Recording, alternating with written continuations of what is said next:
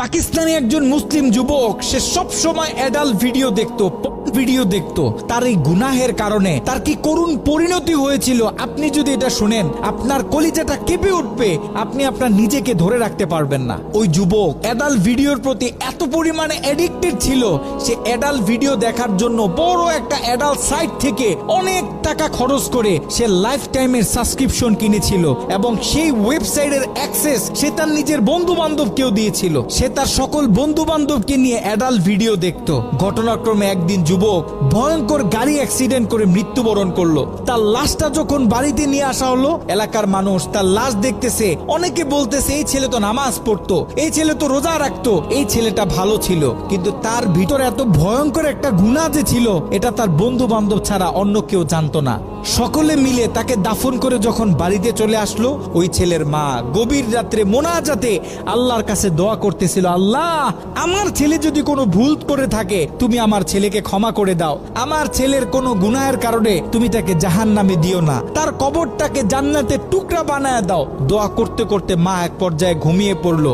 মা যখন ঘুমিয়ে পড়লো, তিনি স্বপ্নে ভয়ঙ্কর একটা দৃশ্য দেখলেন। তিনি দেখতেছে তার ছেলের কবরে আল্লাহ পাক জাহান্নাম থেকে কিছু ফেরেশতা নিযুক্ত করলেন এবং ওই ফেরেশতাদের হাতে বড় বড় কিছু কুড়াল, যে কুড়াল দিয়ে সকল ফেরেশতারা মিলে একসাথে তার ছেলের শরীরে আঘাত করতেছে।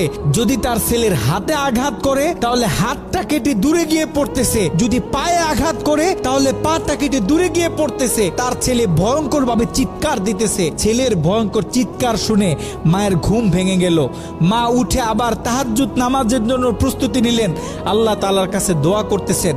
দ্বিতীয় দিন গভীর রাতে যখন মা ঘুমিয়ে পড়লেন, তিনি দ্বিতীয় দিন আরো ভয়ঙ্কর চিত্র দেখলেন, যেখানে প্রথম দিন 8 থেকে 10 জন ফেরেশতা দিয়ে আল্লাহ পাক তার ছেলের উপর আযাব দিতেছিলেন, সেখানে দ্বিতীয় দিন 30 থেকে 40 জন জাহান্নামী ফেরেশতারা তার ছেলের উপর আযাব দিতেছিল। তার মা আরো ভয় পেয়ে গেল। তৃতীয় দিন গভীর রাতে ওই ছেলের মা যখন আবার ঘুমিয়ে পড়লো, তৃতীয় দিন তিনি খেয়াল করলেন 50 থেকে 60 জন জাহান্নামী ফেরেশতারা তার ছেলের উপর আযাব দিতেছে, তার ছেলের উপর আক্রমণ করতেছে, তার ছেলে ভয়ঙ্কর ভাবে চিৎকার দিতেছে। দিন যত বাড়তেছে আল্লাহ পাক জাহান্নাম থেকে তত বেশি ফেরেশতা তার ছেলের উপর নিযুক্ত করতেছে। মা ভয় পেয়ে গেলেন, মা ভেঙে পড়লেন। ওই ছেলের মা ছেলের বন্ধুদেরকে একদিন ডাক দিলেন, ডাক দিয়ে বলতেছে, দেখো আমি আমার ছেলের উপর দিয়ে এই ভয়ঙ্কর স্বপ্ন দেখতেছি, তোমরা যাও কোনো আলেমের কাছে জিজ্ঞাসা করো যে কেন আমার ছেলের সাথে এমন হচ্ছে। ওই ছেলের বন্ধুরা মিলে পাশের বড় একটা মাদ্রাসায় চলে গেল। ওই মাদ্রাসায় ছিল একজন শাইখুল হাদিস।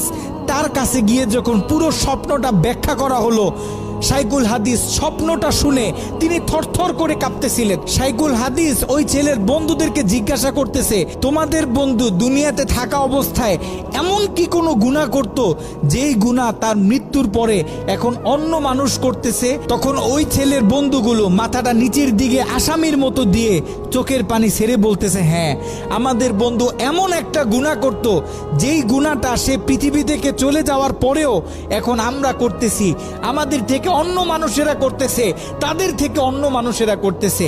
আমাদের বন্ধু অ্যাডাল্ট ভিডিও দেখতো, সে একটা সাইট থেকে সাবস্ক্রিপশন কিনেছিল, সেই মেইল পাসওয়ার্ড আমাদেরকে দিয়েছিল, আমরা আমাদের বন্ধুদেরকে দিয়েছি, তারা তাদের বন্ধুদেরকে দিয়েছে, এরকম করে এটা আস্তে আস্তে ছড়িয়ে পড়তেছে। ওই আলেম বলতেছে, শোনো, তার এই গুনাহ পৃথিবীতে যত মানুষ করবে, দৈনিক যত মানুষ এই গুনাহের সাথে লিপ্ত হবে, আল্লাহ পাক জাহান্নামের তত বেশি ফেরেশতা তোমাদের বন্ধুর উপর আযাব দেওয়ার জন্য নিযুক্ত করে দিবেন। নাউজুবিল্লাহ। যত সম্ভব পারো তোমরা এই ওয়েবসাইটের অ্যাক্সেসটা বন্ধ করার চেষ্টা করো। ওই ছেলের বন্ধুরা অনেক কষ্ট করে সেই অ্যাডাল্ট সাইটের এডমিনদের সাথে যোগাযোগ করতে সক্ষম হয়।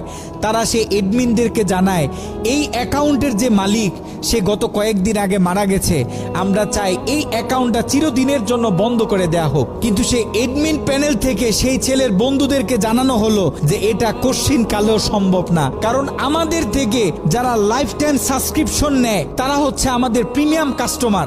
আমরা তাদেরকে হাই সিকিউরিটি দিয়ে থাকি। তারা যখন আমাদের থেকে কোনো প্যাকেজ নেয়, আমাদের থেকে কোনো অ্যাকাউন্ট নেয়, আমরা তখন তাদেরকে মেইল দিই, পাসওয়ার্ড দিই এবং আমরা তাদের হাতের ফিঙ্গার নিয়ে থাকি। আপনারা হয়তোবা তার অ্যাকাউন্টের মেইল পাসওয়ার্ড দিতে পারবেন, কিন্তু তার হাতের ফিঙ্গার তো আর আপনারা দিতে পারবেন না। তার হাতের ফিঙ্গার যদি ম্যাচ না করে তাহলে আমরা এই অ্যাকাউন্ট অফ করতে পারবো না। নাউজুবিল্লাহ।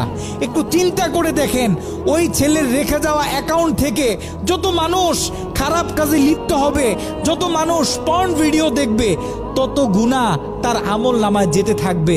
একটু ঠান্ডা মাথায় চিন্তা করেন, আপনি আর আমি আমাদের সোশ্যাল মিডিয়া অ্যাকাউন্টগুলো কিভাবে ব্যবহার করতেছি। আমরা তো আমাদের ফেসবুকে কত ছবি শেয়ার করি, কত মুভি ক্লিপ শেয়ার করে থাকি, কত গান বাজনা শেয়ার করি। আপনার আমার মৃত্যুর পরে এগুলো তো আর কেউ কাটতে পারবে না। যত লক্ষ মানুষ আপনার আমার মৃত্যুর পরে এই ভিডিও দেখবে, আপনার আমার অ্যাকাউন্টে রেখে যাওয়া ভিডিও যত মানুষ দেখবে, আপনার আমার কবরে তত কঠিন কঠিন আযাব দেয়া হবে। আপনি আর আমি জীবিত থাকা অবস্থায় যদি আমাদের ফেসবুক অ্যাকাউন্টে ইসলামিক ভিডিও শেয়ার করি, একটা কোরআনের তেলাওয়াত শেয়ার করি, একটা হাদিস শেয়ার করি, ইসলামিক কোনো ডকুমেন্টারি শেয়ার করি, তাহলে আপনার আমার মৃত্যুর পরে এই অ্যাকাউন্ট থেকে যত মানুষ এই ভিডিওগুলো দেখবে, আমরা কবর থেকে তত বেশি সওয়াব পাইতে থাকবো। এ কারণে আমরা পৃথিবীতে থাকতে যত কাজ করব, সব কাজ যেন আমরা চিন্তা ভাবনা করে তারপরে করি।